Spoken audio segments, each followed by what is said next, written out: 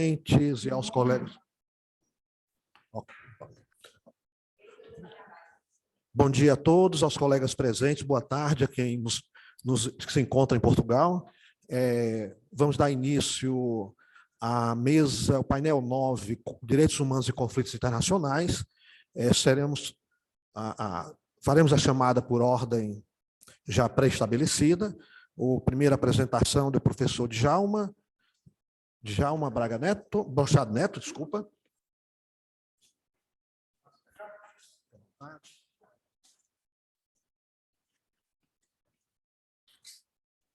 Bom dia a todos me ouvem? Obrigado. Bom dia a todos os presentes, é um prazer estar aqui, bom dia e boa tarde a todos que acompanham online. Esse evento, na verdade, esse projeto de artigo, ele faz parte do meu desenvolvimento, da minha tese de doutorado, que trata do sistema penal internacional e a inclusão do ecocídio como um crime máximo ambiental. O recorte aqui para esse artigo, o tema dele é Jus Cogens e Ecocídio, há espaço para proteção ambiental no TPI? É a pergunta que eu faço, né?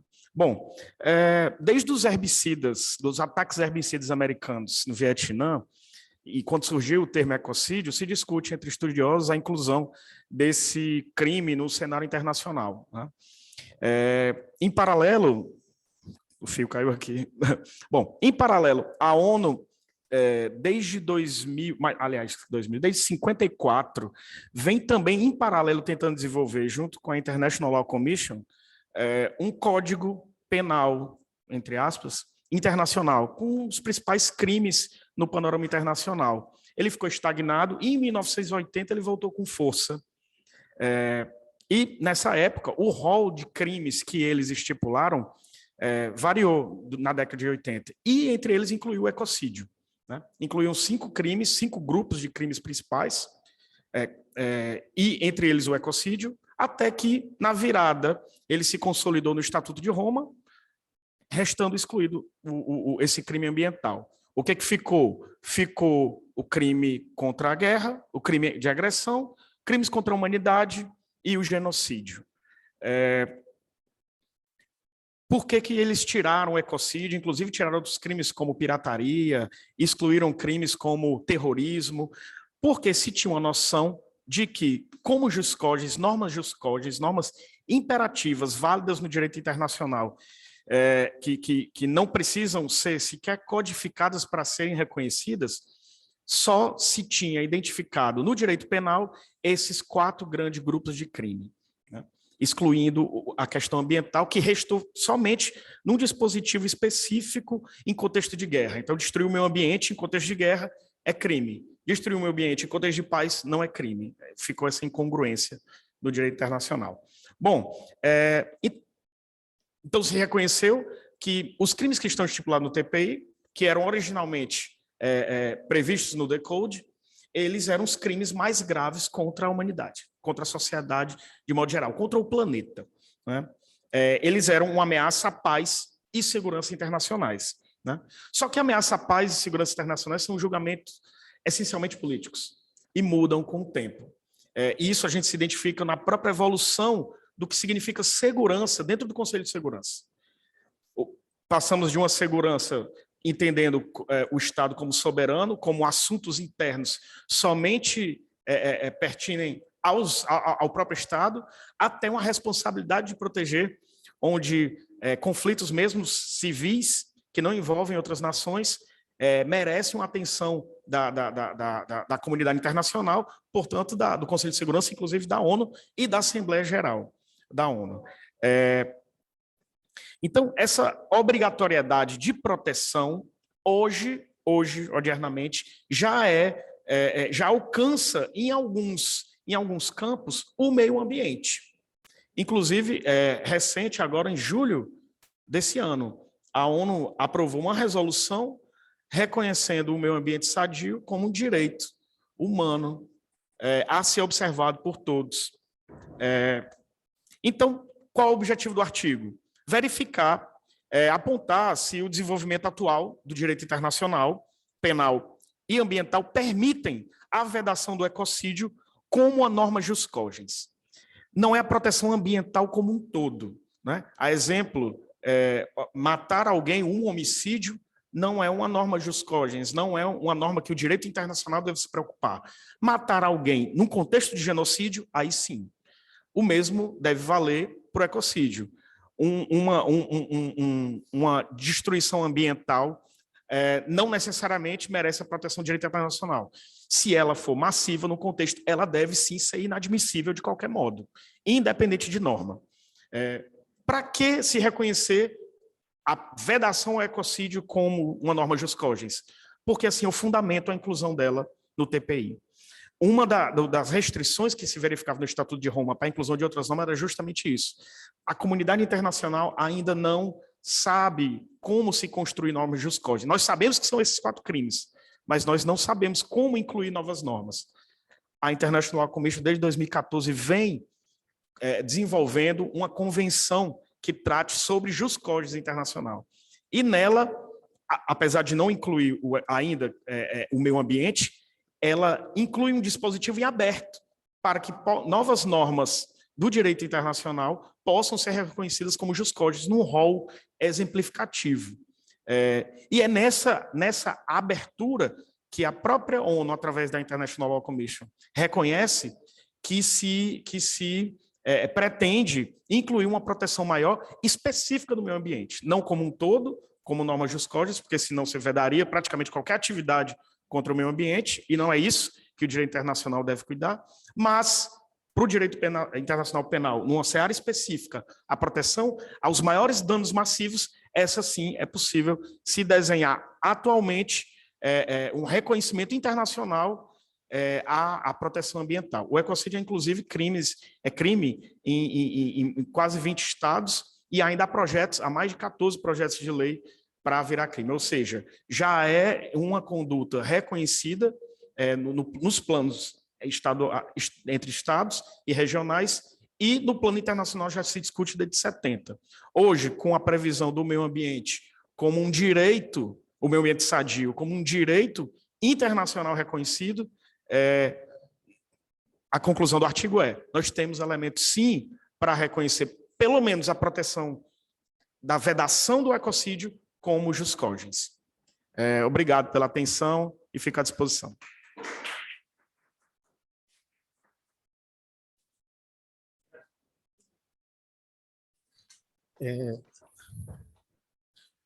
As questões estão para o final? Pode ser levantado? Não pode ficar?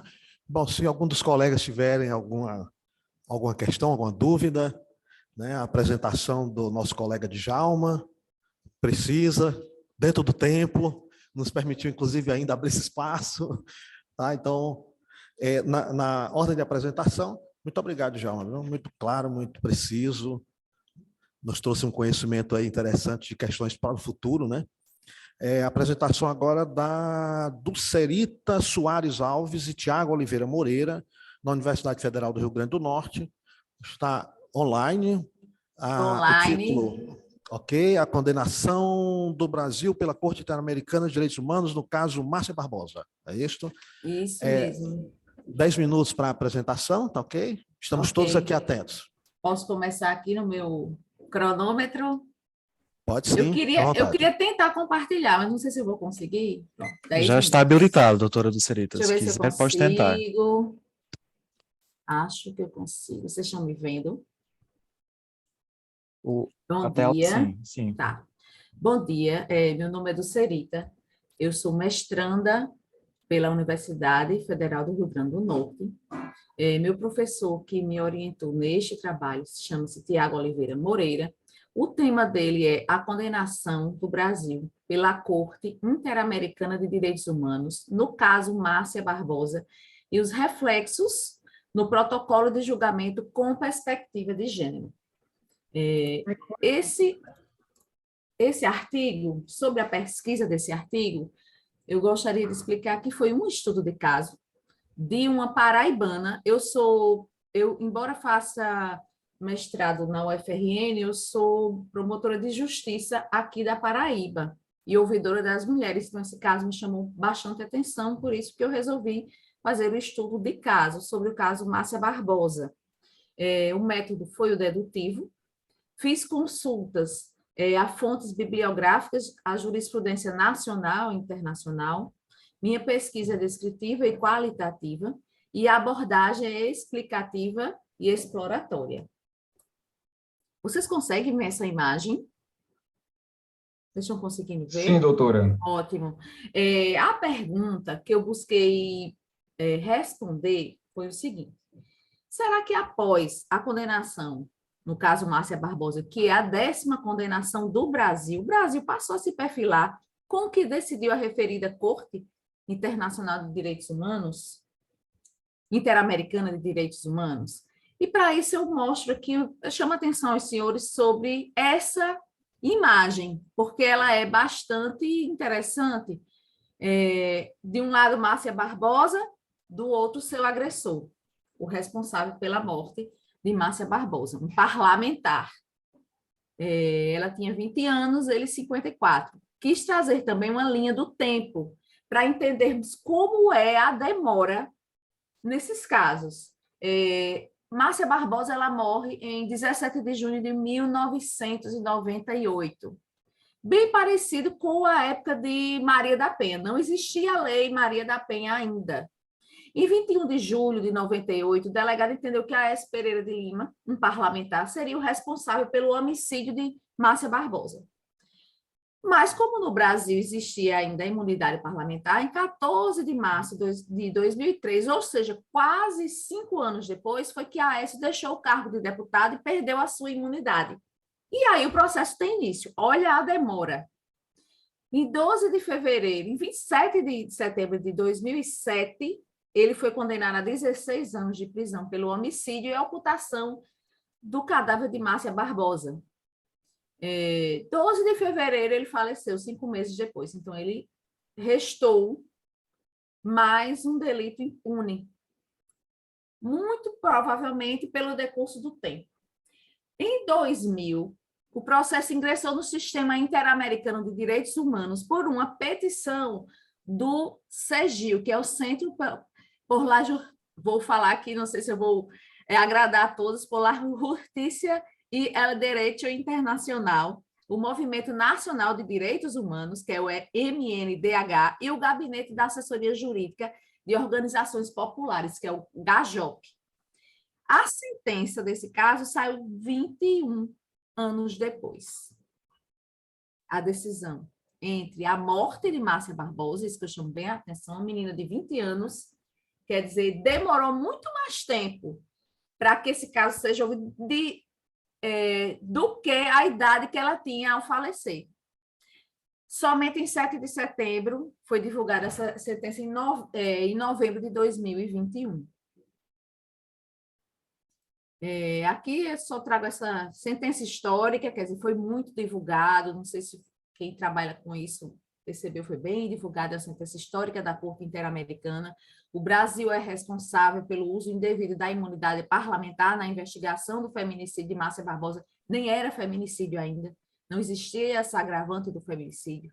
E aí eu trago alguns pontos, porque como só temos 10 minutos, não dá para falar sobre tudo, embora eu quisesse aqui ter meia hora ou mais, mas como não tenho, eu tive que resumir bem os pontos relevantes desse julgado para que nós pensemos para o futuro, certo? O que é que ele trouxe de bom? O que é que o Brasil vai mudar, né, na proteção às mulheres vulneráveis, com base nessa decisão internacional? Primeiro, Márcia, vamos ver aqui, olha a diferença. Márcia Barbosa tinha 20 anos, era uma mulher vítima pobre, negra, nordestina, lá de Cajazeiras, no interior do Nordeste da Paraíba, assim, no sertão.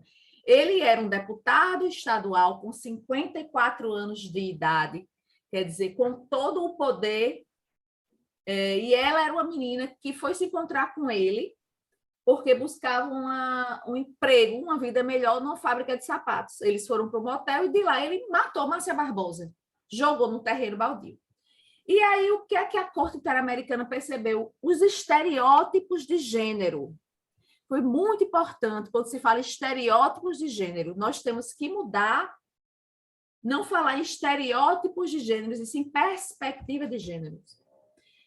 Márcia Barbosa foi desvalorizada, focaram no seu comportamento, quiseram dizer que ela era uma prostituta, que ela tinha envolvimentos com drogas, que ela era depressiva, que ela tentava se suicidar. Quer dizer, o foco foi na vítima, o foco não foi no agressor. E o agressor foi visto como um pai de família que se deixou levar por os encantos dessa jovem e, no momento de raiva, cometeu um erro. Então, esses são os pontos que o sistema interamericano, a Corte Interamericana de Direitos Humanos, percebeu, para que eu, ainda faltam 3 minutos, passe para as conclusões, para cumprir no tempo. A Corte Interamericana de Direitos Humanos é o meio regional, a minha conclusão é o meio regional eficaz para evitar a impunidade em casos de violência de gênero.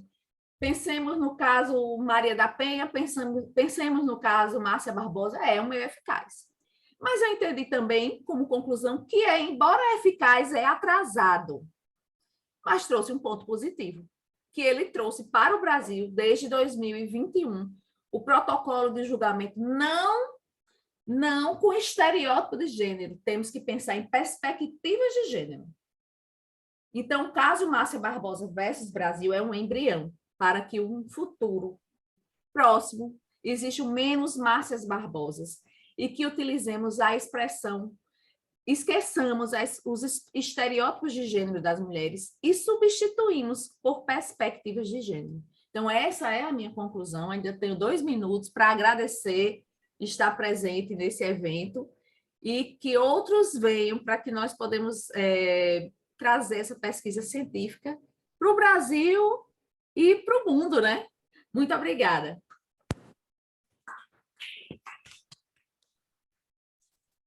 Obrigado aí a apresentação do Serita Moreira. Muito grato pela sua contribuição às nossas discussões, a pesquisa feita entre nós no campo jurídico. Temos aí alguns poucos segundos, se alguém quiser manifestar, vai dar algum rápido espaço. Aqui tem que parabenizar, né, a coragem, a explanação e dizer que a evolução da sociedade está fundada no direito das mulheres.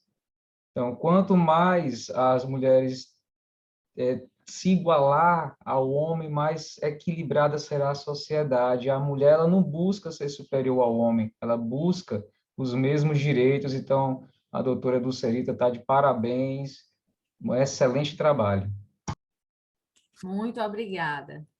Grata a intervenção do colega Ciro. Passando aqui a próxima apresentação, Carlos Eduardo Ferreira, com a minha colega Renata, que não está presente nesse momento, que está coordenando outra mesa, então fique à vontade.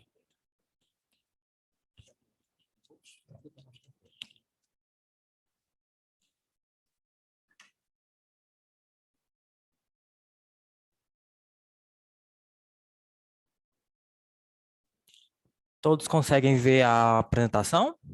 Perfeitamente. Pronto. Pessoal, primeiramente, bom dia, né? Me apresentar, eu sou o Carlos Eduardo, sou mestrando em Direito pela Federal do Ceará e eu sou orientando da professora Renata Albuquerque, que ela é minha co-orientadora lá na instituição. E o nosso trabalho hoje, ele vai versar sobre a liberdade de expressão. E nesse contexto atual que a gente vive, de atual pandemia, essa tensão geopolítica internacional, a liberdade de expressão, ela vem para dizer que a gente pode falar tudo, mas a gente vai ser responsabilizado pelos excessos. Então, ainda que seja possível, né, a gente trabalhar com o direito à liberdade de expressão para expor opiniões, pensamentos, crenças, temos sempre que atentar que nem tudo é cabível dentro do Estado Democrático de Direito. E... Vai passar? Opa.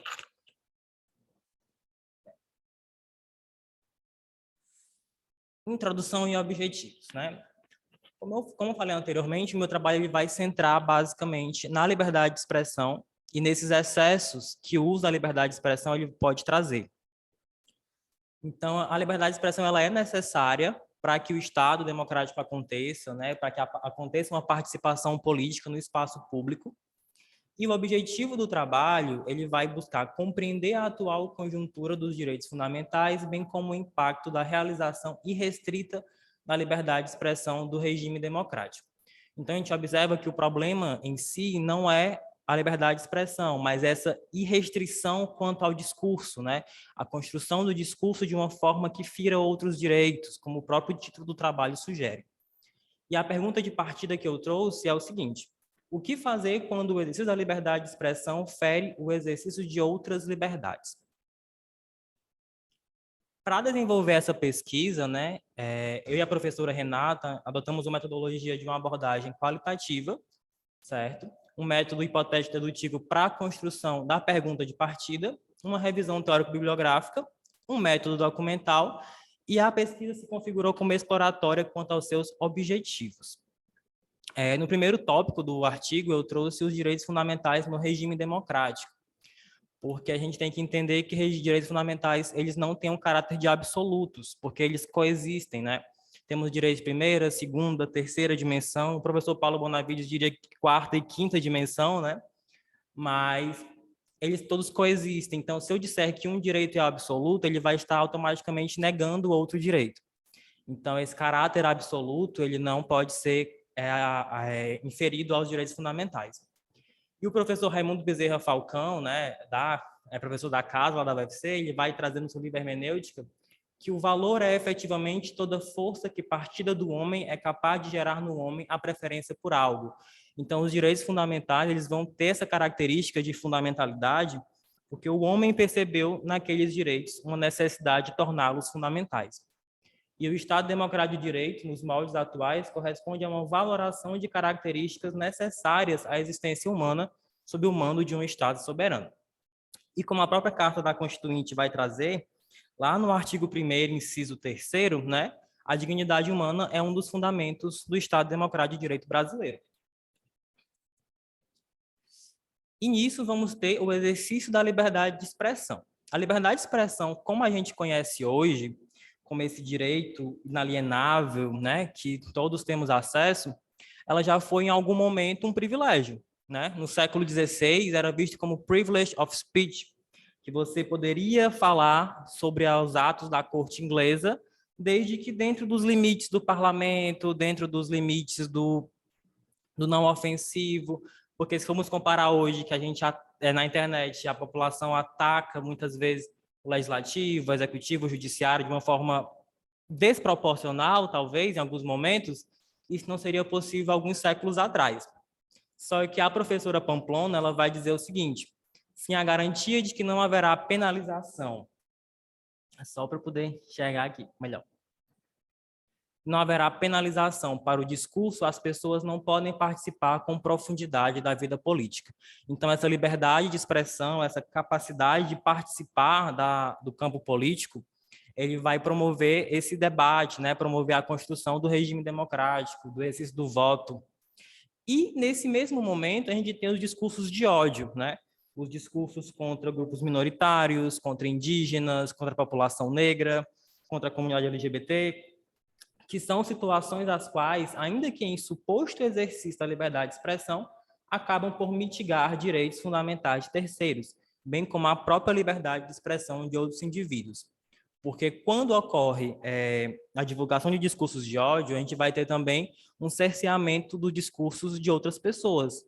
Porque aquela maioria que está professando um discurso de ódio, ele quer silenciar uma minoria. Ele quer silenciar um grupo que não parece atrativo, né, nesse contexto político.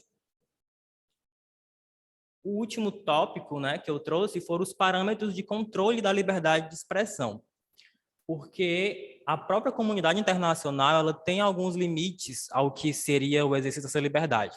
E eu trouxe 3 exemplos e o exemplo brasileiro, no caso. A Convenção Americana de 69 ela vai trazer a liberdade de expressão limitada quando ocorrer uma estrita incitação à violência. E o Pacto Internacional vai trazer quando ocorrer incitação à discriminação, hostilidade ou violência, e a Convenção Internacional sobre Eliminação de todas as formas de discriminação racial vai trazer essa limitação quando essa liberdade de expressão professar um discurso de superioridade das raças. Então, a gente percebe que a liberdade de expressão no âmbito internacional, ela também é limitada com base na dignidade humana. O seu discurso não pode ferir a dignidade humana do outro. E no contexto pátrio, a Constituição Federal ela é bem clara quanto à vedação do anonimato, ou seja, se o discurso não é anônimo, eu posso responsabilizar aquele que falar.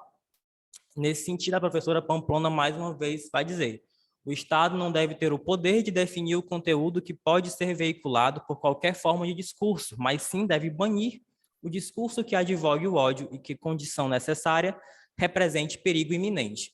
Então, a gente tem uma clara objeção à censura prévia, né? A gente não corrobora com a censura prévia, mas os excessos precisam ser limitados. E chegamos à conclusão respondendo a nossa pergunta de partida, né? O que fazer quando o exercício da liberdade de expressão fere o exercício de outras liberdades? Como primeira resposta, né, encontramos que os direitos que ferem direitos devem ser balizados pela dignidade do ser humano que foi ofendido, né? A própria Constituinte vai trazer como fundamento do Estado e a dignidade ela vai servir de baliza para o exercício de todos os direitos. E o segundo é a vedação à censura prévia, né, com relação à atuação estatal no controle prévio desses discursos, mas também o exercício da liberdade de expressão não vai ser irrestrito, né, porque os excessos, tudo aquilo que ferir a dignidade do outro, os direitos do outro, eles vão ser coibidos. E, por fim, só para deixar bem explícito, a democracia há de pressupor que o mais que o exercício indiscriminado de direitos e liberdades é preciso conferir os meios para a realização da plena dignidade humana, para que, então, aqueles sejam os meios e a dignidade seja, de fato, o fim. Bem, pessoal, essa foi a minha apresentação. Eu espero que tenha ficado claro, que tenha sanado algumas dúvidas do texto. E é isso. Muito obrigado.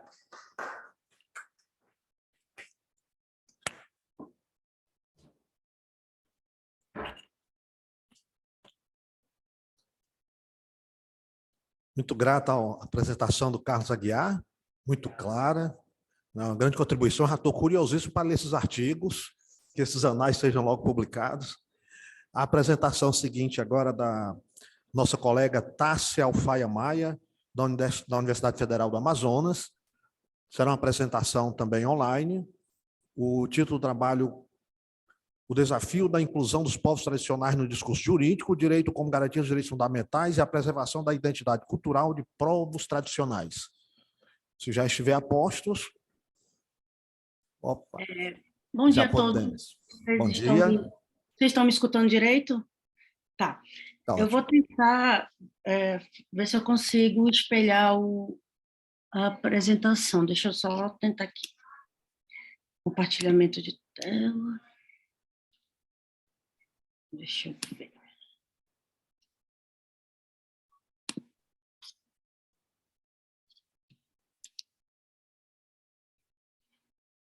Deixa eu ver.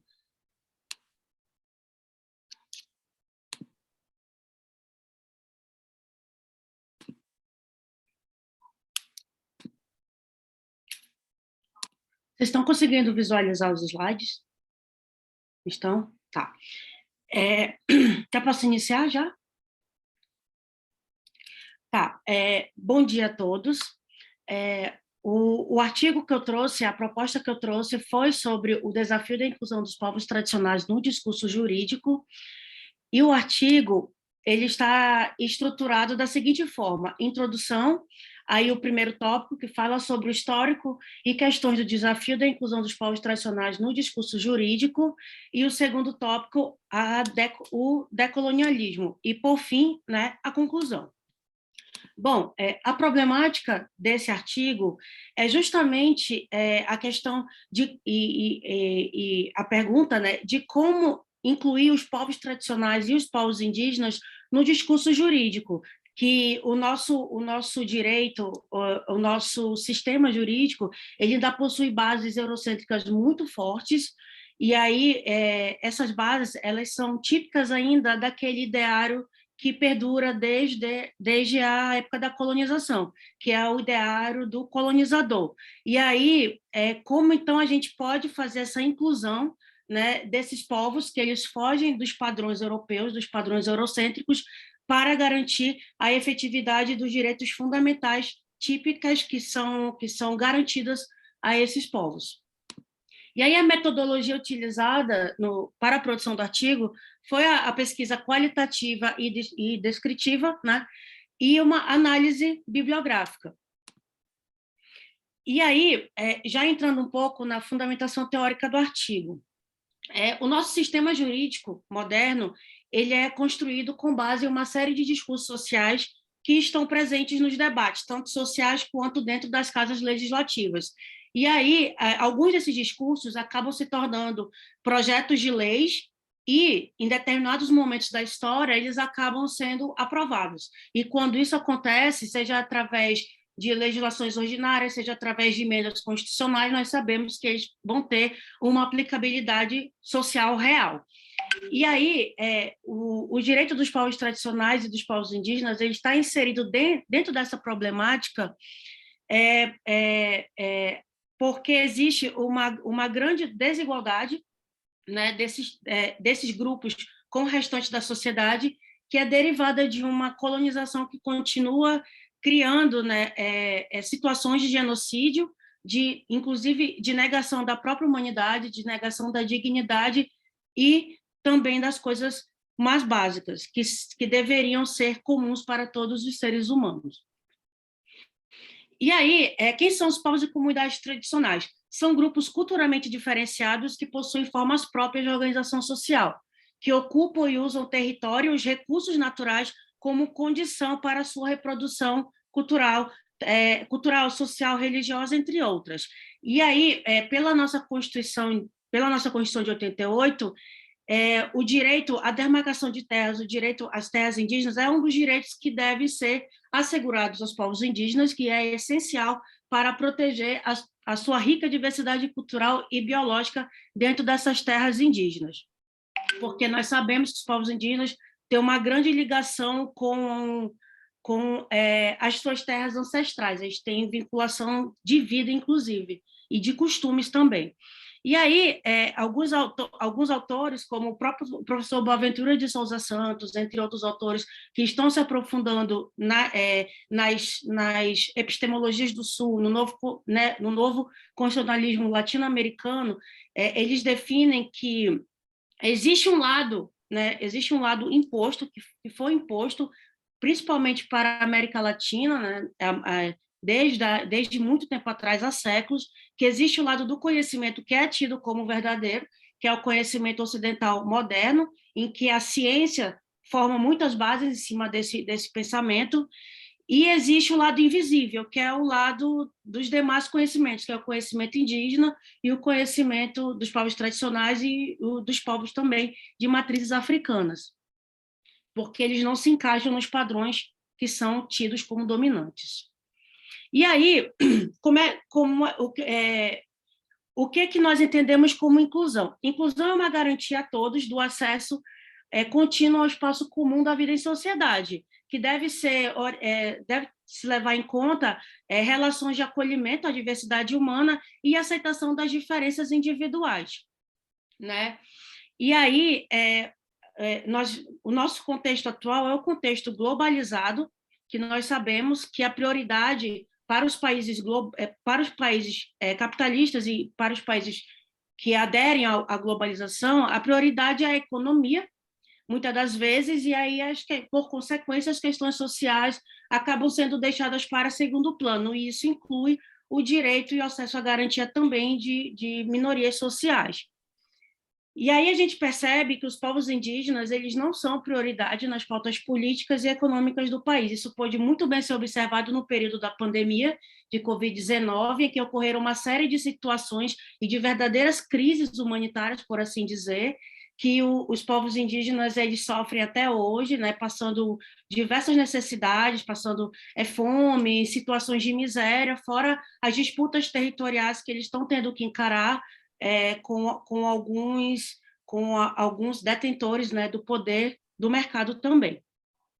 E aí a gente percebe que o povo indígena eles continuam até hoje sendo objeto de muitos esforços integracionistas, né, para tentar dar visibilidade, para tentar incluí-los nas nossas normas da melhor forma possível para proteger a própria cultura e o estilo de vida deles.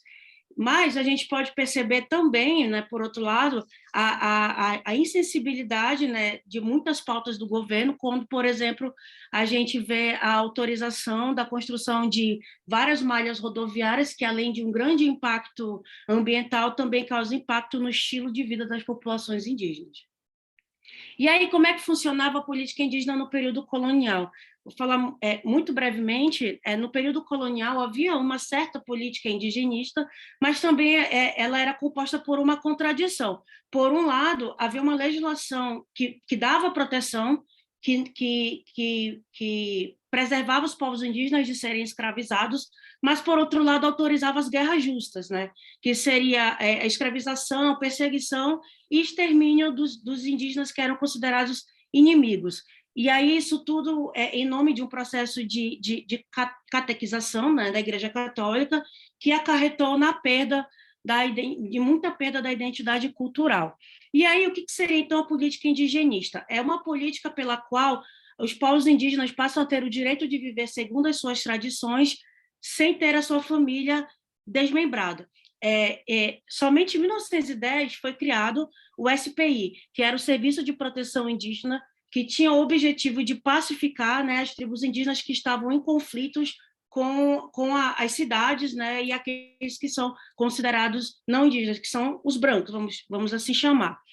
E aí a pacificação perdurou quase meio século, né, e muitos funcionários, muitos ativistas acabaram se destacando e conseguindo preservar, de certa forma, né, os grupos indígenas e tradicionais.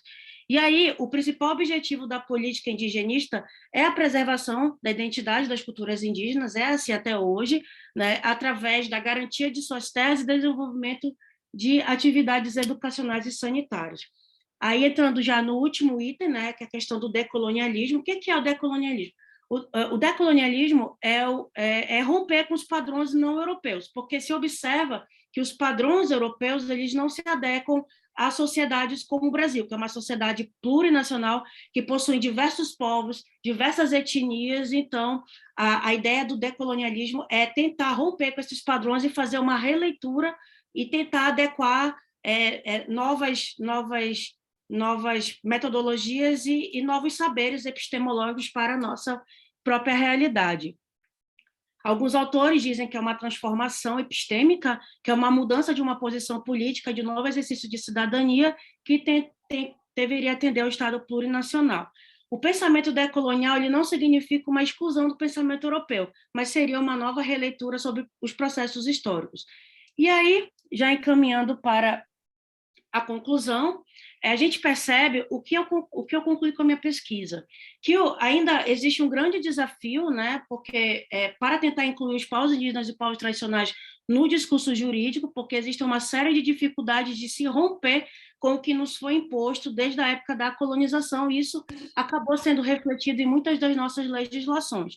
E aí os povos tradicionais, por serem grupos culturalmente diferenciados, eles devem ter uma atenção diferenciada da melhor forma possível para que o direito se torne, de uma certa forma, emancipador enquanto garantidor de direitos fundamentais. E a função do direito, então, seria manter, né, para se consolidar a inclusão dos povos tradicionais indígenas no discurso jurídico, o direito deve oferecer todas as ferramentas para a emancipação como uma forma de preservar a cultura e a identidade desses povos, para que eles não percam a sua identidade, nem eles e nem o nosso país, enquanto uma nação plurinacional.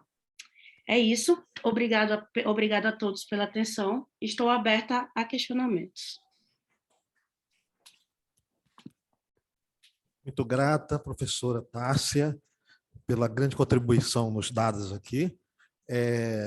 Os colegas que quiserem algum comentário, alguma intervenção, ainda temos aí alguns poucos segundos para aproveitar. Nós vamos passar para a apresentação do trabalho da nossa colega pesquisadora Débora Tomé de Souza. São 2 trabalhos, então a gente faz só uma paradinha para você seguir, tá bom? O trabalho seguinte.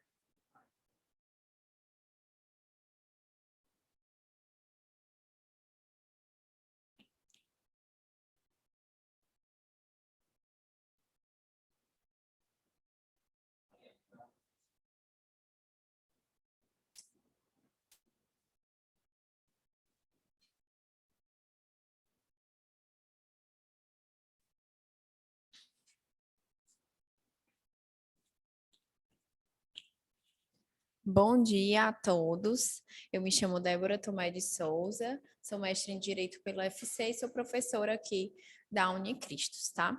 Esse primeiro trabalho que eu vou apresentar, ele vai fugir um pouco, né, do tema do nosso GT, mas não tem problema, eu acho que qualquer consideração que os colegas puderem fazer no tema vai ser muito relevante, tá?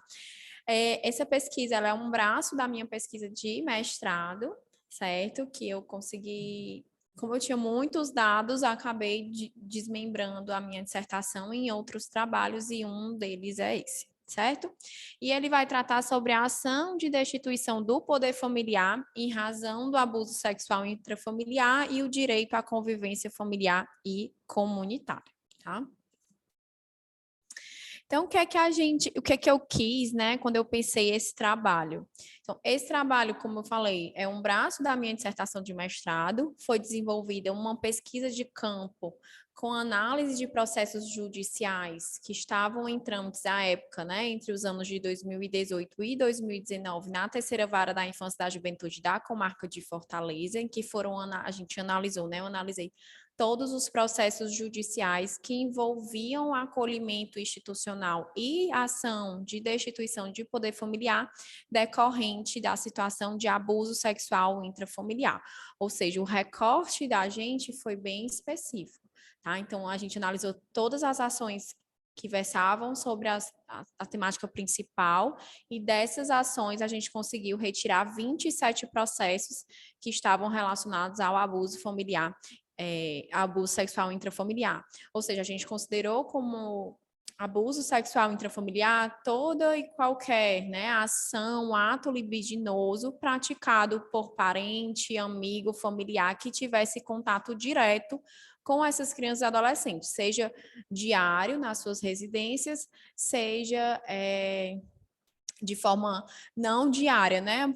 Menos com a menor frequência, tá? E o que é que a gente percebe? Que a criança e o adolescente, eles são sujeitos de direitos, a gente tem a doutrina da proteção integral, e a gente tem, por eles serem sujeitos de direitos, por eles serem, né, pessoa em caráter de desenvolvimento, eles têm direitos especiais, tá? Específicos, que são de titularidade específica das crianças e dos adolescentes. E um desses direitos é o direito à convivência familiar e comunitária, tá? Além do direito à integridade, à segurança, à saúde, que são violados quando do ato do abuso sexual, tá? E aí, o que a gente verificava? Que o abuso sexual, as medidas de proteção que eram implementadas para resguardar aquela criança ou adolescente contra o abuso, a maioria das medidas aplicadas na verdade, era uma medida, que era o acolhimento institucional, certo?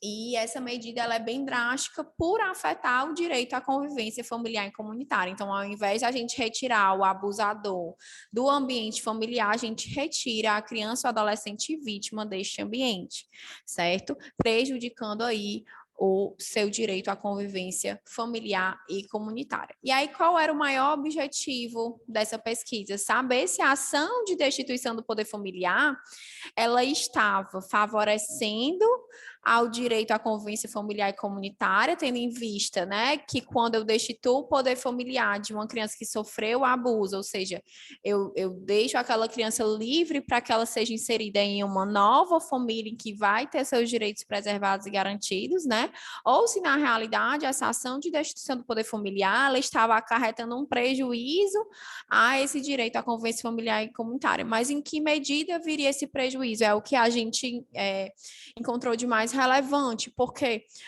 quando a criança e o adolescente ele está inserido numa instituição de acolhimento, essa medida ela é muito drástica e ela tem que ser excepcional e temporária. O prazo que o ECA estipula é que a criança ou adolescente ele fique no máximo um período de 18 meses no acolhimento, que isso daria em média uns 530 dias, mais ou menos, tá?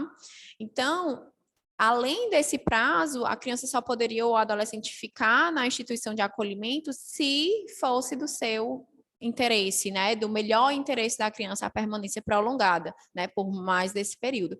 Mas o que a gente verificou é que esses prazos não são respeitados, né? O que a gente verificou, infelizmente, é que a tendência é que as crianças e os adolescentes fiquem por prazos muito maiores do que o estipulado no ECA, acarretando diversos prejuízos. O maior dos prejuízos que a gente vai perceber é no de desenvolvimento pleno e sadio desses indivíduos, já que é sabido cientificamente que o melhor lugar para que a criança e adolescente possa se desenvolver é no ambiente familiar, interação com a comunidade, com diversas instituições, seja religiosa, seja esportiva, seja educacional, tá? Então, o que a gente vai ter é que, na realidade, o prolongamento dessas crianças e adolescentes na instituição, né, de acolhimento tem gerado prejuízos, principalmente nessa questão do desenvolvimento delas, por ficarem muito tempo na instituição de acolhimento. E o que é que a gente ressalta, né? Porque o ECA, além dele prever esse prazo de 18 meses para a criança ficar institucionalizada, vamos assim dizer, não é institucionalizada a palavra, porque elas não estão lá para cumprir uma medida, elas estão lá como uma forma de protegê-las, né? Mas o que a gente tem aqui, além desse prazo de 18 meses, que seria ali o razoável da criança permanecer, é que a gente também tem um prazo de duração da ação de destituição do poder familiar, que é de 120 dias. Na realidade, o que é que a gente vê? O tempo médio, né, que as crianças ficavam no acolhimento era de 1.075 dias. Quando eu boto aqui esse dado, pessoal, não quer dizer que a criança ficou esse tempo todo. É uma média que a gente fez do tempo que estavam acolhidas as crianças nesses 27 processos.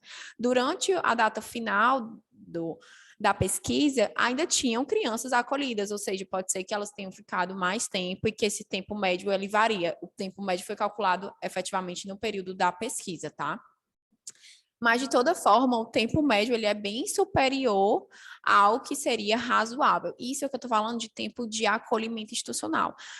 A ordem dos fatos é: a criança sofre o abuso, ela é retirada do convívio familiar, vai para o acolhimento, é ingressado com ação de acolhimento institucional para que ela seja regularizada a situação dela no acolhimento, e a depender da situação, se não tiver condições da família, né, ser fortalecida e recuperada para o regresso da criança, é que se entra com a ação de destituição do poder familiar. Então, o que é que a gente tem? Elas ficavam muito tempo institucionalizadas, a gente tem que a ação de destituição do poder familiar é muito prolongada, o tempo médio de cada ação nesses processos foi de 622 dias, quando o razoável pelo ECA, né, seria de 120 dias.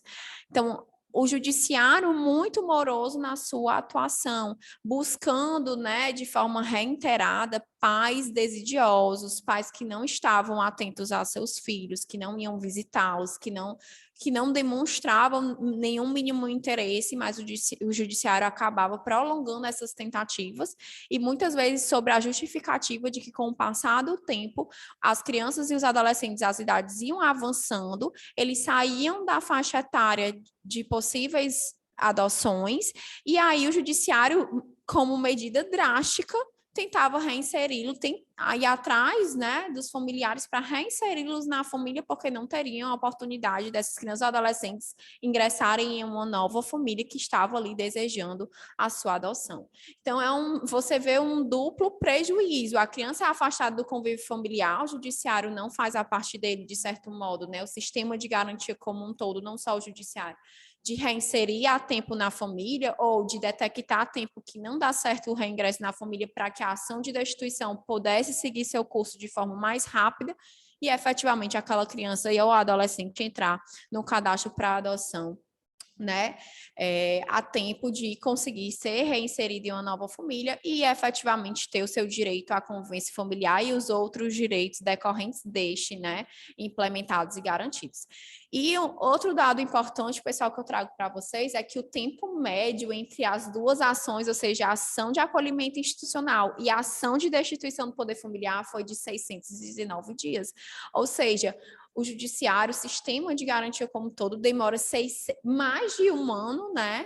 Ou quase um ano, na verdade, entre uma ação e outra, o que não tem também justificativa, né? Então, se as equipes de apoio dos acolhimentos, se as equipes do Poder Judiciário da Infância também tivessem equipadas a ponto de conseguir detectar que aquela criança ou adolescente não tem condições de retornar para sua família, porque a família não vai conseguir se recuperar a tempo ou não tem interesse nessa recuperação, nesse fortalecimento, nessa inclusão em programas, a gente teria menos prejuízos e menos crianças e adolescentes sofrendo violações dos seus direitos pelo próprio sistema de garantia, que é o que a gente verificou na pesquisa, que dentro do próprio sistema a criança acaba tendo seu direito à convivência familiar e comunitária violados novamente.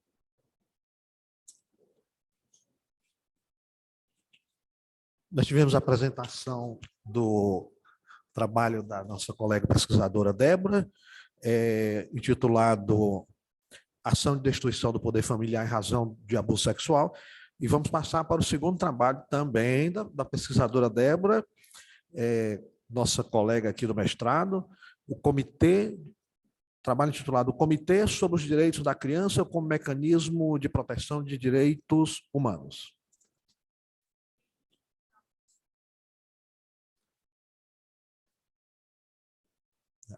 Já tá pronta também essa apresentação?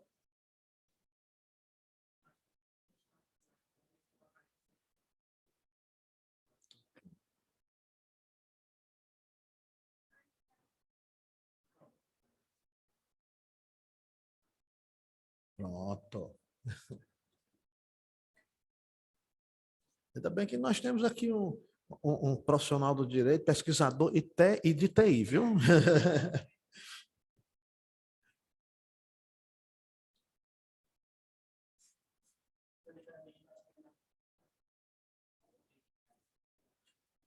Passando aqui, enquanto a colega Débora prepara aqui o slide, após o trabalho que ela irá apresentar, nós vamos ter a apresentação do trabalho de Francisco Vitor Vasconcelos e Ciro Bevilacqua, da Faculdade Luciano Feijão. Bom dia a todos novamente. Agora eu vou apresentar outro trabalho que também foi desenvolvido nesse ambiente da pesquisa do mestrado, mas que não se relaciona com a pesquisa anterior, que é sobre o Comitê sobre os Direitos da Criança como mecanismo de proteção de direitos humanos, tá? E meu nome é Débora Tomé de Souza, sou professora aqui da Unicristos e sou mestre em Direito pela UFC.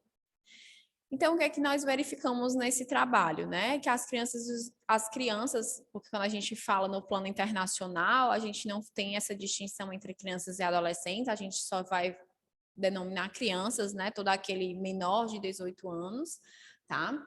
E aí a gente tem no nosso estudo, nesse trabalho, foi pesquisar quais os mecanismos de proteção dos direitos humanos da criança que nós temos. Um desses mecanismos detectados foi a possibilidade das crianças, né, ingressarem em competições diretamente no Comitê sobre os Direitos da Criança. Então, o objetivo era estudar se o comitê era um mecanismo efetivo de proteção dos direitos da criança.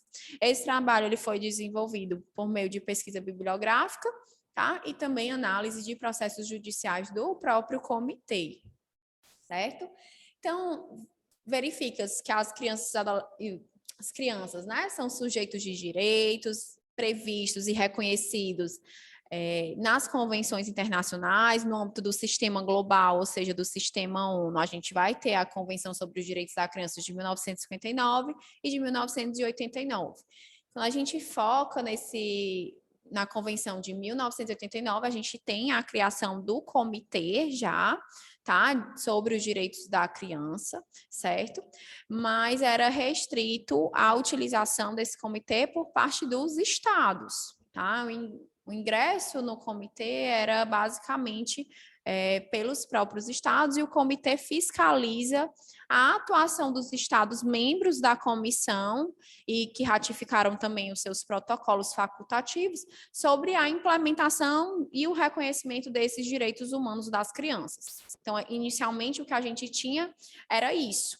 E o que é que nós passamos a ter, né? O terceiro protocolo facultativo da Comissão sobre os Direitos da Criança, que entrou em vigência em 2014, ele previu a possibilidade de haver petições individuais, alguns autores vão chamar de comunicações individuais, realizadas diretamente pelas crianças, né, pelas vítimas, ou por grupos de vítimas e seus representantes perante o comitê.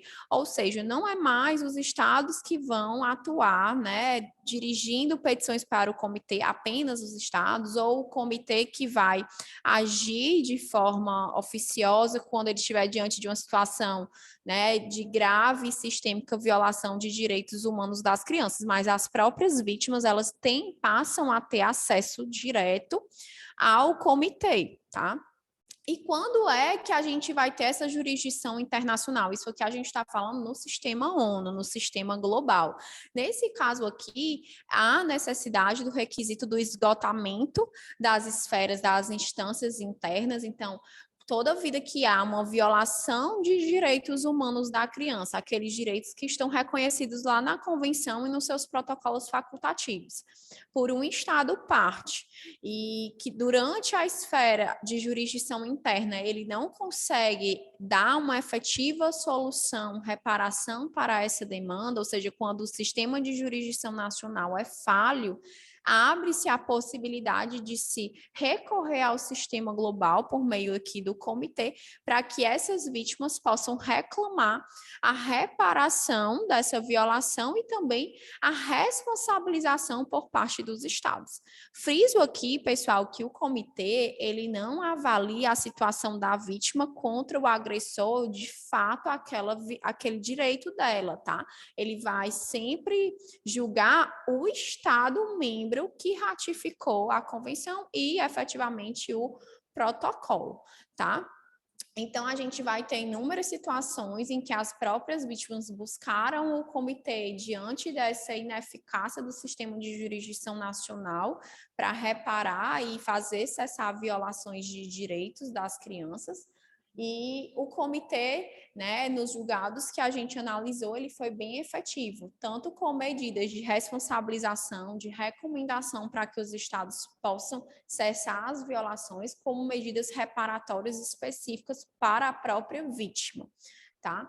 Então, o que é que a gente conseguiu concluir desse trabalho? É que o comitê, né, por meio desse sistema de petições, de comunicações individuais, que ele recebe, né, por parte das vítimas, é um mecanismo, sim, efetivo de proteção dos direitos humanos da criança, porque consegue ter uma obrigatoriedade no cumprimento das medidas que ele impõe aos estados para tanto responsabilização como para reparação.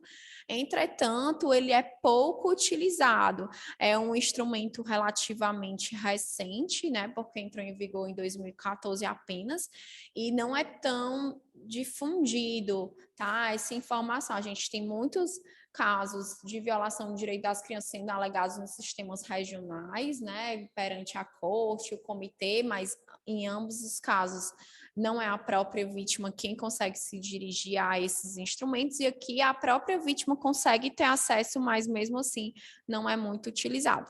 Então, o que fica da gente é que é necessário uma divulgação maior desse instrumento de petições individuais para que mais vítimas tenham acesso e, né, efetivamente as violações de direitos humanos da criança diminuam. Obrigada a todos. Muito obrigado pela sua apresentação. Aliás, as duas apresentações, brilhantes apresentações.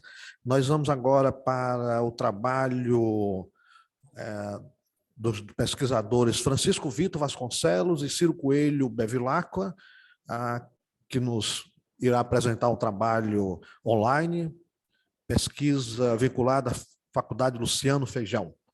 Fique à vontade, já pode iniciar a apresentação. Bom dia, eu saúdo a todos presentes em nome dos moderadores, da professora doutora Ana Carolina Barbosa Pereira Matos, da professora doutora Ana Estela, que tem o nome da minha saudosa avó, Vieira Mendes Câmara. O trabalho aqui será embasado na multiparentalidade, que é uma evolução das relações socioafetivas que hoje estão inseridas no Instituto da Família através do ativismo, já que não há uma positivação legal, e a gente vai tratar sobre suas projeções futuras para a prosperidade. O trabalho ele apresenta uma noção introdutória, de forma holística, sobre a evolução da família, da sociedade, e busca, sobre uma forma dedutiva racional, mudar esses paradigmas através dessas novas influências, das novas formulações do Instituto de Família, visando mostrar essa mudança do Estado liberal para um Estado social de direito, que, a partir desse momento, deu início a um processo de respeito à subjetividade de terceiros, das novas composições familiares. E a abordagem desse tema, desse trabalho, é uma abordagem qualitativa, aonde se busca uma valoração do método indutivo e em procedimentos bibliográficos. O primeiro tema a ser tratado é um tema sobre a origem da família, aonde já foi tratado por outras colegas, sobre a evolução da mulher perante a sociedade. Família vem do latim famulus, ou seja, escravo doméstico. Olha que contradição. Aonde reinava o poder pátrio, ou pater potestas, representado pelo patriarcado, aonde antigamente se tinha os filhos, mulheres, como propriedade.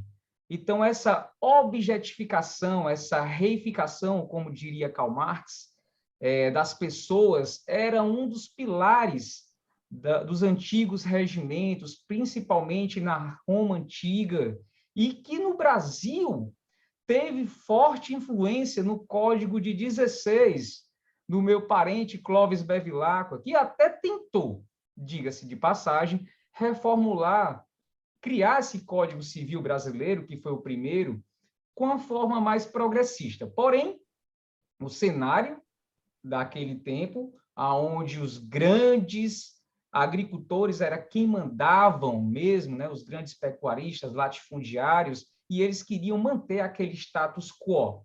Então, o Código de 16 esbarrou nesse conservadorismo desses grandes fazendeiros. Inclusive, com essa evolução familiar, tinha a distinção entre filhos legítimos e ilegítimos, que só em 1949 foi ponto final nessa discussão e deixou de existir esses termos. Em 1962, a mulher, com o Estatuto da Mulher Casada, passou a ter uma autonomia maior, sem precisar da anuência do seu marido para tomar certas decisões. E, em 77, a lei do divórcio deu à mulher mais amplitude, mais direitos, à sua liberdade.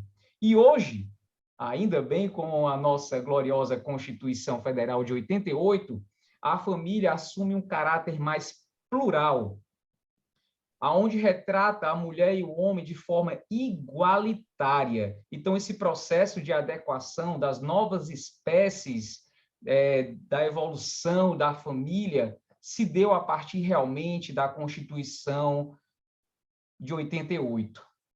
Esse novo conceito de filiação socioafetividade no ambiente jurídico, ela está pautada no ativismo, porque até hoje o Código Civil de 2002 não trata a união entre homens, a união homoafetivas, né, entre mulheres, e com base nesse ativismo acabou se reverberando de forma geral, de forma ampla, decisões que dão a essência desse direito humano que é realmente o direito de todos.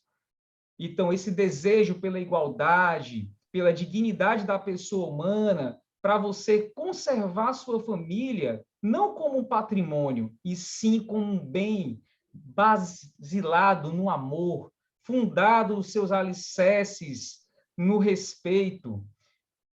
O Código de 2002 falhou nessa vertente. Porém, tem os enunciados que visam modificar certos entendimentos. Temos o enunciado 137, o 103, 108, 256, que modificaram realmente os entendimentos do Instituto de Família. E o prisma da multiparentalidade, que é o principal tema desse assunto, ele está em voga a inclusão de um terceiro no registro familiar. Hoje, é muito comum a separação de casais e uma nova constituição familiar. Quando há uma nova constituição familiar, eu casando com outra pessoa, essa outra pessoa tendo uma afetividade, uma socioafetividade, uma multiparentalidade, essa outra pessoa pode sim ser inserida no registro de nascimento da criança, como pai ou como mãe.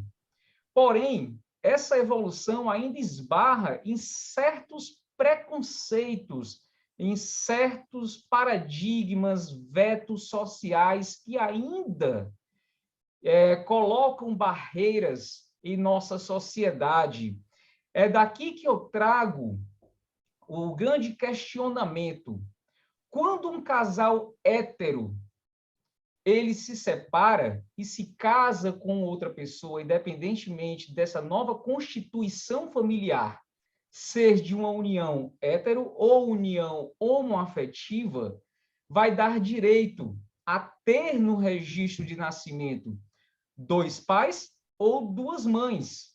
Porém, quando um casal homoafetivo ele adota, ele tem um filho por adoção, que é a forma correta de se dizer, que filho é filho, independentemente de fator sanguíneo ou fator socioafetivo. Quando esse casal se separa, ele não tem mais o direito de inserir um terceiro no registro de nascimento. Então, ainda, mesmo com toda essa evolução da multiparentalidade, da socioafetividade, visa-se que tudo isso por forma do ativismo, já que o nosso legislativo tem um grande conservadorismo entrelaçado no seu âmago, nas suas entranhas. Então, ainda bem o judiciário verificou e deu direito a essas pessoas de terem o acesso à inclusão de nomes de pai que realmente criam as suas crianças. Mas existe ainda esse preconceito e esse veto, aonde em uma segunda união estável, também homoafetiva, não pode haver o número 3 inclusões de pessoas do mesmo sexo. Então, há uma discriminação entre os casais homo e heteronormativos dentro dessa multiparentalidade. Para não me alongar, porque o tempo realmente é muito curto, essa problemática ela é preconceituosa, como já se foi falado, e o que a gente espera para um futuro próximo é um debate mais aprofundado para esses novos grupos familiares, essas novas constituições, esses nichos que tendem a se modificar. O direito ele se modifica, a sociedade se modifica e o direito tem que acompanhar essas modificações sociais e não ser reacionário a ponto de querer preservar aquele status quo. De antemão, agradeço a Iberojur, a Unicristo e a todos aqui presentes por escutar. O meu muitíssimo obrigado.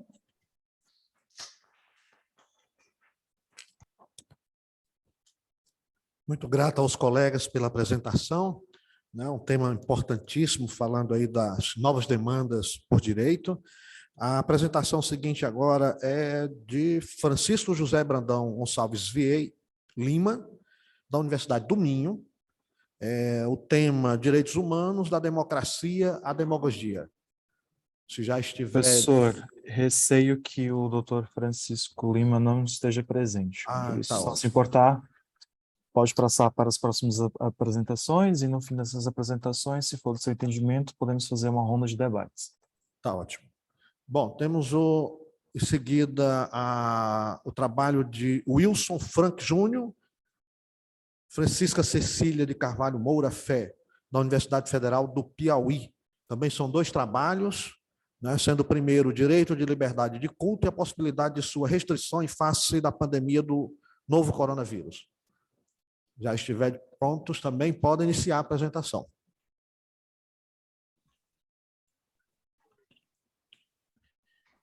Bom dia, todos me ouvem? Estamos ouvindo. Obrigado. Um instantinho para eu iniciar aqui.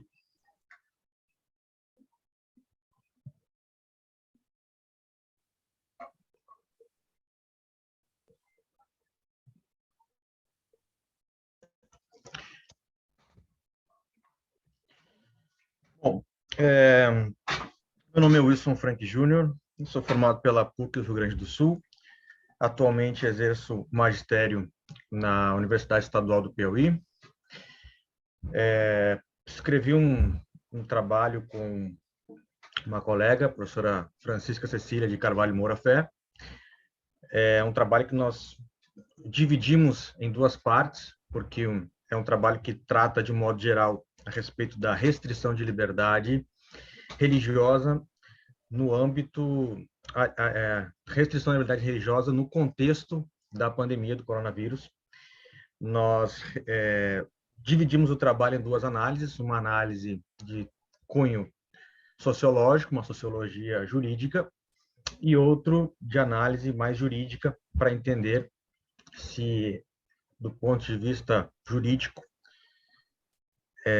seria cabível a restrição à liberdade de culto no contexto de pandemia. Tá?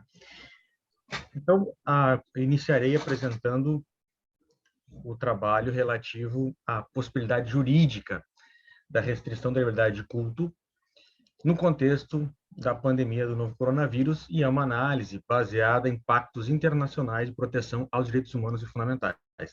A ideia central é responder à questão: é possível a restrição, limitação ou mesmo supressão do direito à liberdade religiosa, especialmente a liberdade de culto, em algumas circunstâncias excepcionais, como em caso de pandemia? A análise chegou a alguns resultados, tá? E o principal deles é no sentido afirmativo, de que é possível, sim, a restrição, mas não a supressão desse direito. Para isso, nós estudamos aqui alguns diplomas internacionais, tá? Começando por alguns documentos editados pela Organização para a Segurança e Cooperação na Europa, que logo que iniciou a pandemia, ele editou um documento, tá? Recomendando aos Estados signatários europeus que garantissem que quaisquer limitações impostas na liberdade de religião ou de crença fossem prescritas por lei e que elas fossem necessárias para a realização do objetivo legítimo de proteger a saúde pública, e que tais limitações fossem proporcionais e não discriminatórias. E a Organização para a Segurança e Cooperação na Europa recomendou, então, que fosse proporcional, né, que fosse previsto em lei, e que fossem limitações mínimas à liberdade de crença. Isso com base em quê? Com base numa ampla gama aí de diplomas internacionais que protegem a liberdade religiosa, tá? Como, por exemplo, o Pacto Internacional sobre Direitos Civis e Políticos, que coloca a liberdade de culto no rol dos direitos inderrogáveis ou que não possam ser suprimidos. Mas o fato de não poder ser suprimido não significa que não possa ser limitado. Então, essa é uma discussão que foi feita pela doutrina e pela jurisprudência, né? Ou seja, a liberdade de culto, ela não pode ser suprimida. aliás, a liberdade de religião não pode ser suprimida, mas a liberdade de culto pode. Por quê? Porque a liberdade de culto diz respeito a uma dimensão externa da liberdade religiosa. E essa dimensão externa pode ser limitada. Agora, a liberdade de crença, que é de foro íntimo, essa não pode ser suprimida em nenhuma hipótese. E esse foi mais ou menos o entendimento que seguiram também as cortes nacionais, né, na Europa. Entenderam que, de um modo geral, a liberdade de consciência religiosa não é atingida quando existe apenas a limitação ao foro externo, que seria a liberdade de culto. O que é uma discussão também bastante problemática, porque para muitas religiões o culto é o elemento central da constituição daquela religião. Talvez nem tanto no âmbito cristão, por exemplo. Nós sabemos que a Eucaristia para os católicos tem uma dimensão muito, muito importante. Para os protestantes, a visão já do culto não é tão forte quanto para os católicos. Os protestantes, eles também valorizam a questão subjetiva e não tanto objetiva da religião. Os católicos valorizam mais a questão objetiva. Então, isso é uma discussão muito, muito interessante de ser feita, né? Também a Convenção Europeia para a Proteção dos Direitos do Homem e das Liberdades Fundamentais, de 1950, vai no mesmo sentido, dizendo que é possível a limitação ao culto. Tá? Pelo que nós podemos analisar da observação do comportamento dos Estados nacionais, nós observamos que, realmente, as limitações que ocorreram na Europa procuraram, em sua grande maioria,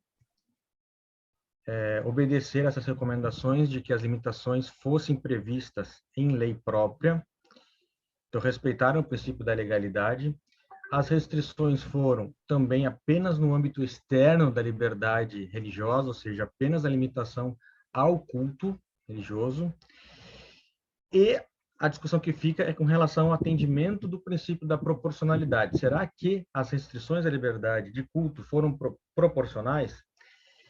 E aí, a maioria dos tribunais disseram que sim, embora seja uma discussão que a doutrina esteja travando ainda e seja muito complicada de se responder, se de fato foram proporcionais as medidas tomadas, mas de um modo geral, por exemplo, na Grécia,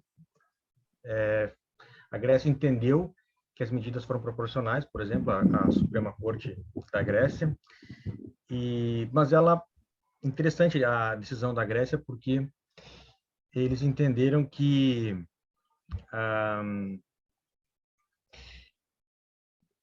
caberia ao Estado comprovar a necessidade da manutenção das restrições. Ou seja, o ônus de comprovação da necessidade das restrições caberia ao Estado.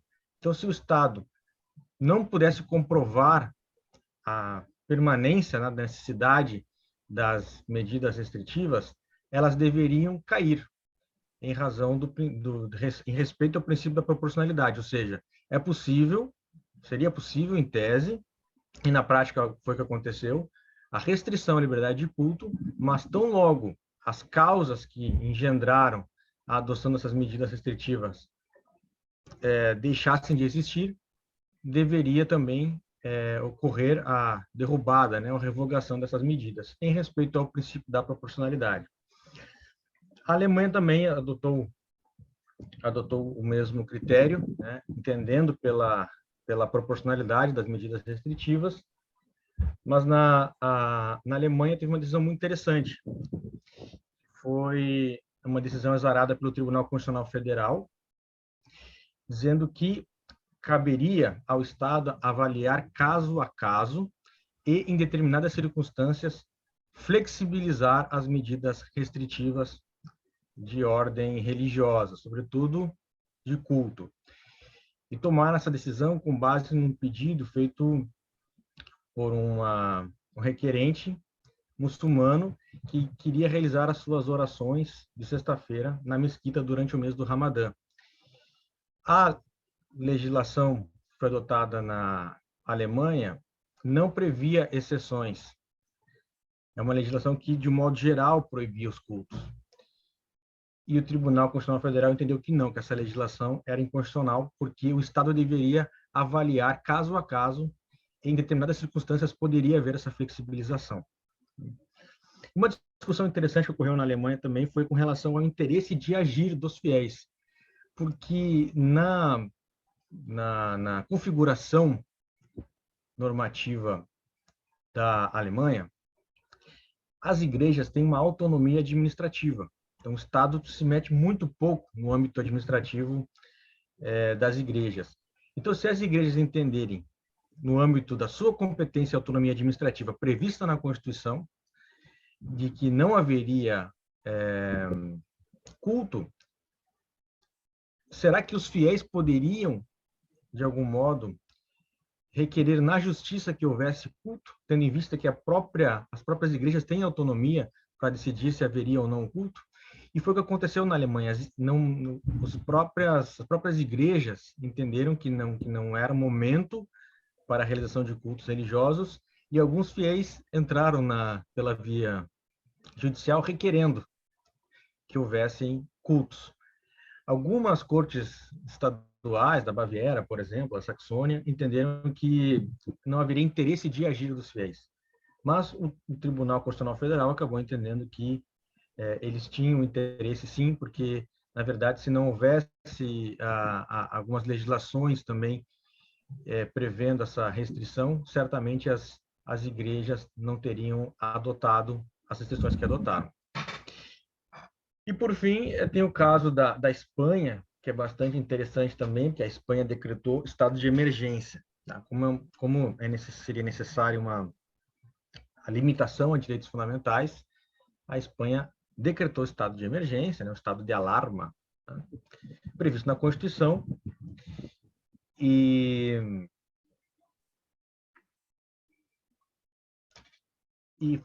só que o estado de emergência foi decretado via decreto real, e ele tem um prazo de limitação temporal, e, portanto, houveram sucessivas renovações desse decreto. Esse decreto suspendia a liberdade de culto.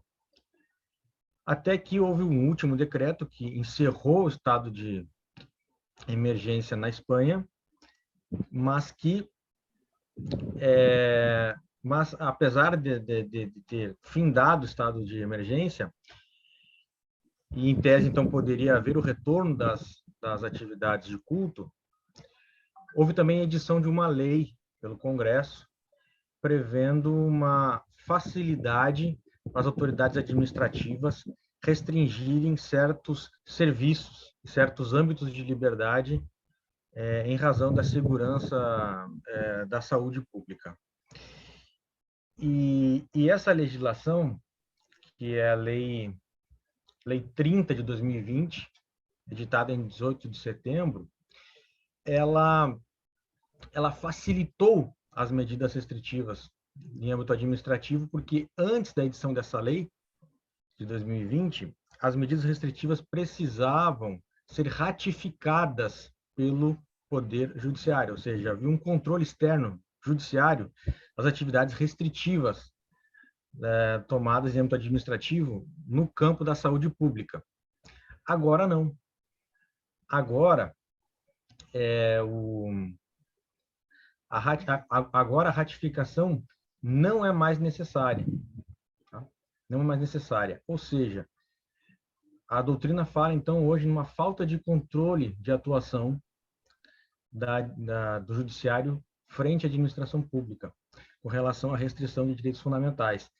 Então, enquanto na Alemanha, aí, num estudo comparativo, nós observamos que o Tribunal Federal não permitiu que o Estado tivesse uma ingerência forte, bastante expressiva na liberdade dos cidadãos. Na Espanha, nós não vimos isso. Na Espanha, nós estamos vendo uma legislação que praticamente desautoriza o controle do judiciário frente a medidas restritivas de saúde pública. Então, basicamente, a nossa análise centrou-se, né, em responder à questão de se saber se é possível ou não a restrição da liberdade de culto. E nós observamos, então, que do ponto de vista dos pactos internacionais, é preciso respeitar o princípio da legalidade, é preciso respeitar o princípio da mínima intervenção, de modo que a intervenção à liberdade religiosa se dê apenas no fórum externo, ou seja, apenas na liberdade de culto, e que essas medidas restritivas sejam proporcionais. E aí tem todo esse debate que a gente tem que travar sobre a proporcionalidade. Então, seria basicamente isso que nós temos para apresentar com relação à parte jurídica. Muito grato, Wilson. Discutindo o tema liberdade, né? E aí a ordem que estava aqui, né, contrária à sua liberdade de apresentação dos trabalhos, né? Então foi apresentado restrições à liberdade de culto na Europa. E nós temos também o trabalho, né, Sim. Resultado da pesquisa. Posso dar continuidade? Podemos sim. Então, você ainda tem mais aí os 10 minutos para a apresentação do segundo trabalho, tá ok? Ok.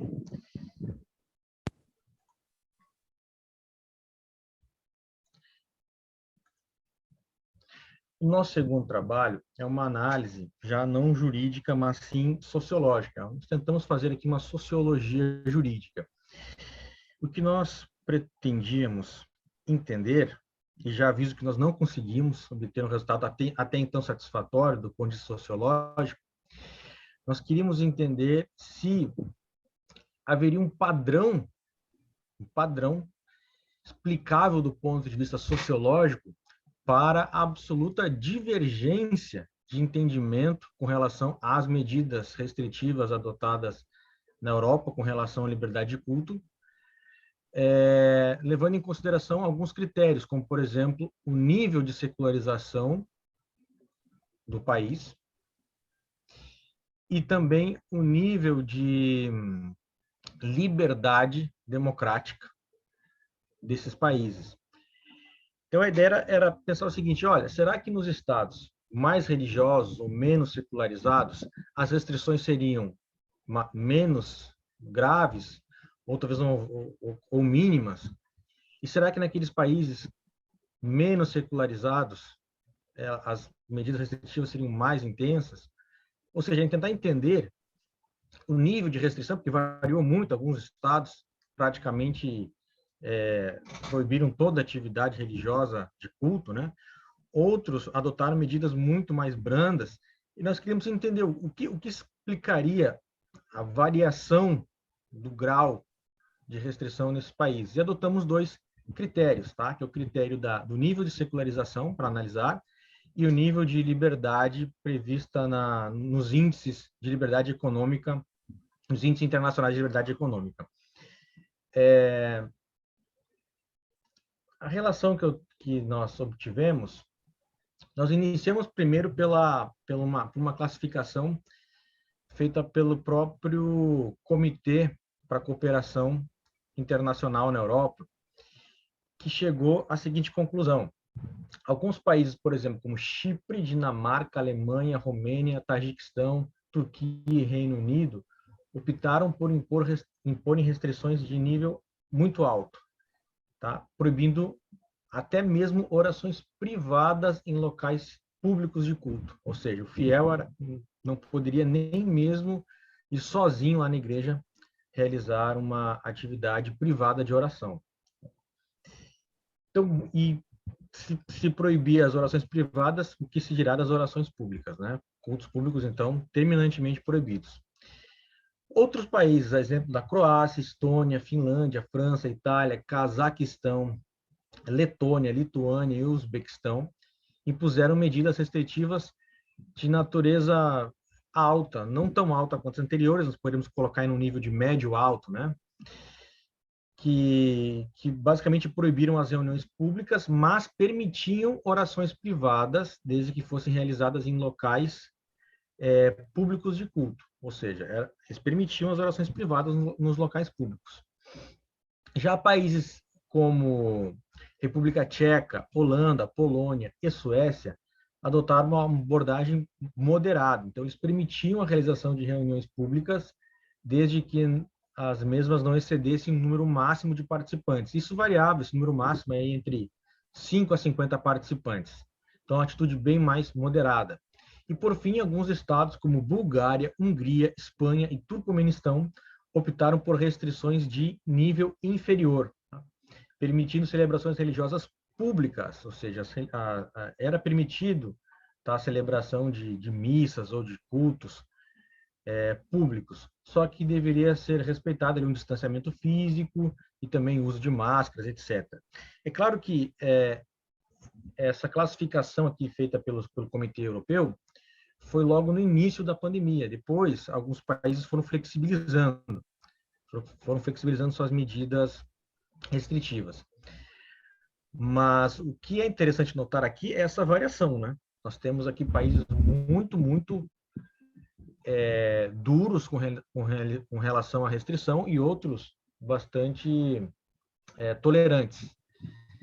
E nós aplicamos, então, 2 critérios de análise para tentar entender essa variação, e nós observamos que os 2 critérios foram insuficientes, eles não conseguem explicar essa variação. Por quê? Com relação ao critério do nível de secularização, nós temos países bem seculares, como, por exemplo, Dinamarca, que apresentou níveis de restrição altíssimos.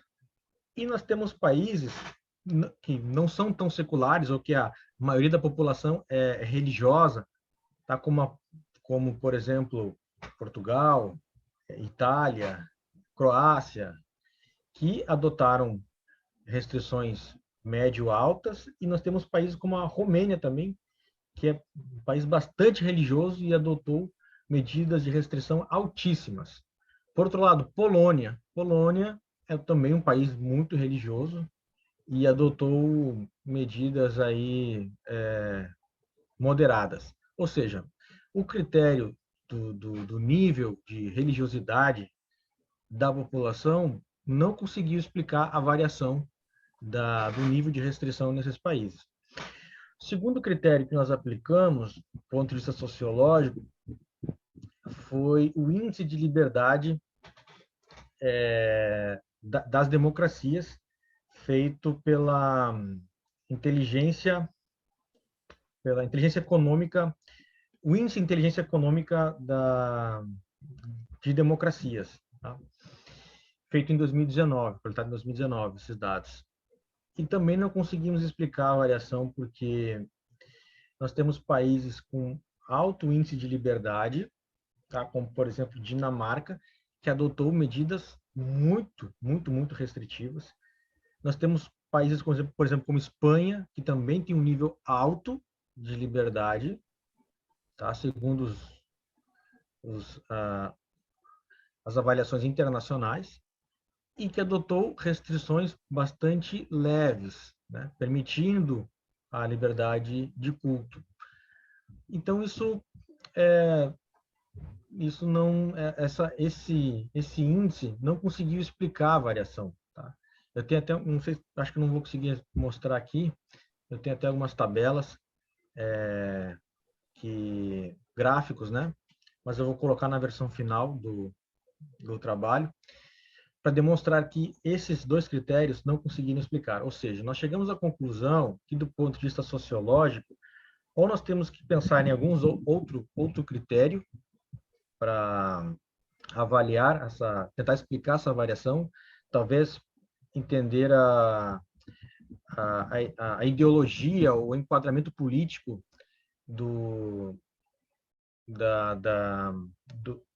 da elite política do país, entender se o país está sendo governado ou tem uma maioria política mais liberal ou menos liberal, mais progressista ou menos progressista. Talvez nessa linha a gente possa entender melhor esse nível de restrição. E também talvez uma análise do ponto de vista do próprio poder judiciário desses países, porque esses 2 critérios não conseguiram realmente explicar a variação de níveis de restrição nesses países.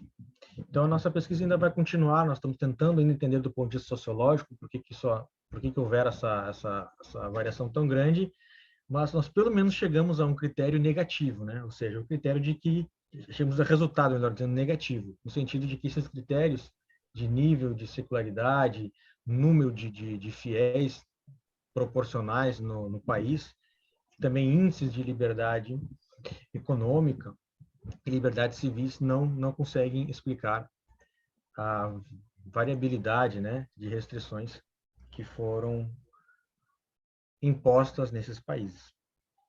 Então, com isso, eu acho que termino minha apresentação e fico à disposição para eventual pergunta ou questionamento. Desde já agradeço a comissão por ter aceito os nossos trabalhos, parabenizá-los pelo evento, está sendo maravilhoso, e parabenizar aos colegas também que apresentaram belíssimos trabalhos até o momento. Muito grato aí aos colegas pesquisadores do Piauí pela excelente contribuição. Já vou aqui pedindo aqui um colega para fazer aqui uma foto minha para registrar os colegas que estão lá, mas depois eu quero fazer uma com vocês aqui presente, registrando o evento, viu? Para a gente colocar aqui nos... Ah, está faltando aqui mais. Isso, porque eu preciso registrar a presença dessa mesa maravilhosa, né?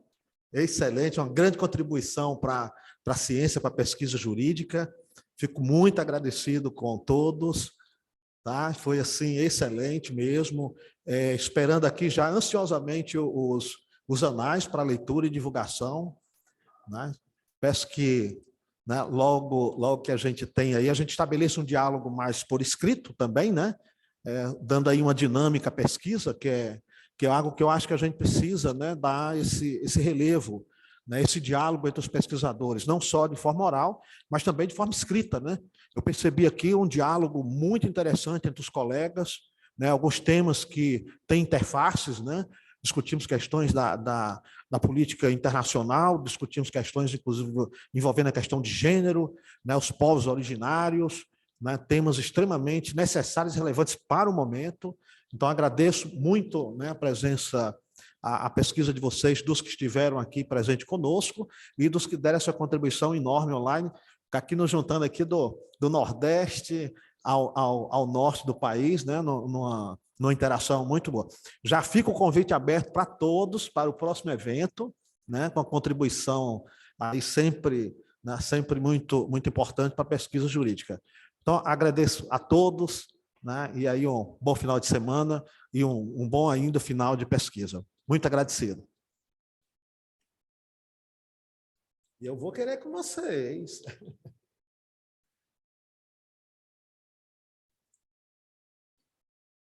Deixa eu ver se eu consigo alguém para fazer uma foto. Nossa, tá.